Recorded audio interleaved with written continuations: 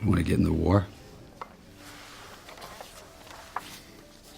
Monuments, man. Signed by Roosevelt. Oh, I see that. And to put a team together and try to protect what's left and find what's missing.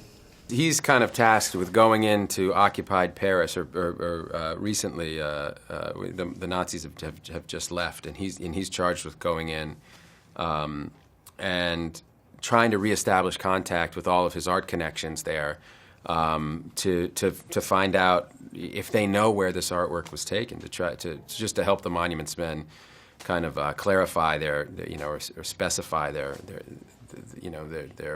movements, because they're tasked with trying to find all of the art that's been stolen or taken, and so that's a pretty big it's a pretty big kind of area they have to look in. So he goes in to try to make contact with a curator friend if he's still alive, and he finds the guy, and that leads me to Cate Blanchett's character, who's based on a woman named Rose Valland, who actually had kind of pretended to collaborate with the Nazis while they were occupying Paris, so that she could catalog every single piece of artwork. And she was a very kind of low-level curator, but she had these notes that she would have been killed had they found them, of every single piece of artwork that they'd taken and where they'd taken it.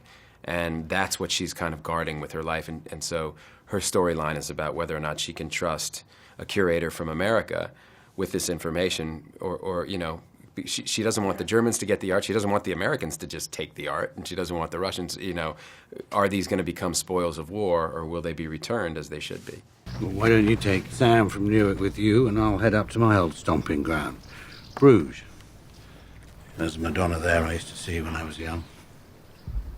Looks like we're going to be together, buddy.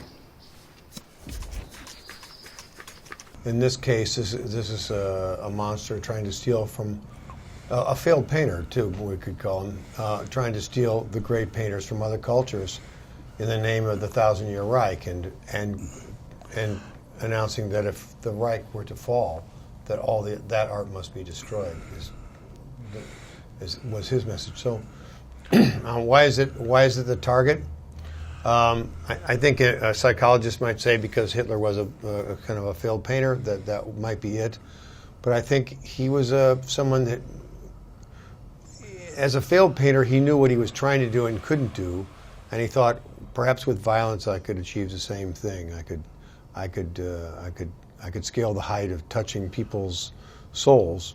And in this sense, if they defeat me, I will try to steal their souls. We have your architect from Chicago, Sergeant Richard Campbell. Oh. And we have a Frenchman, Lieutenant Jean-Claude Clément, Director of Design at the Chalet School of Fine Arts before the war. Is Preston here? Private Preston Savage. Private? That's not going to sit very well with him. It doesn't.